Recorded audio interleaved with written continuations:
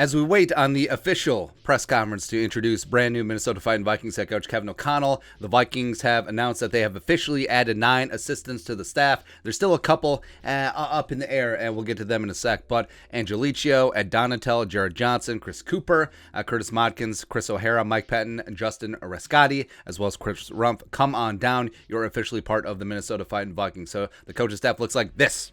Looks like this as of now. KOC up at the top.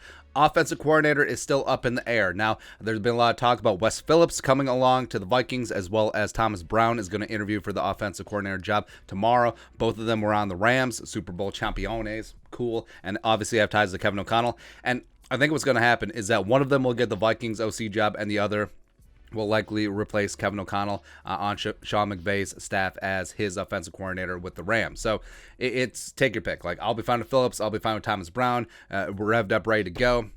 And as long as Kevin O'Connell is good with either one, whatever there. There still are a couple of gaping holes. So linebacker coach, got to find one, as well as defensive backs coach.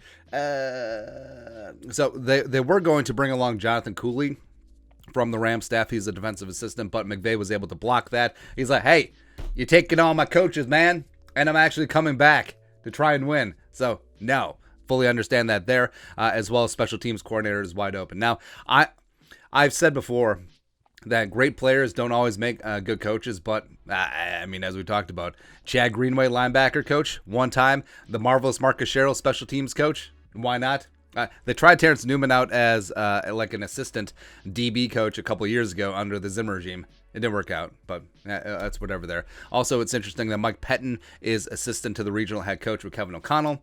So there you go. But things are starting to come together. I mean, Chris O'Hara in as quarterbacks coach, Jared Johnson, assistant to the regional QB coach. So you have KOC, former quarterback, and if they get Wes Phillips, who is also a former college quarterback and has coached quarterbacks before, you will have 4 dudes who coach quarterbacks or have been quarterbacks before. It's kind of funny, man. Like, all of that brain power just hammering in on Kirk Cousins, Kel Lamont, and rookie quarterback TBD. It's possible, man. Curtis Modkins is going to be fantastic for the run game. Great running backs coach. Keenan McCardle so far is the only holdover, but extremely smart.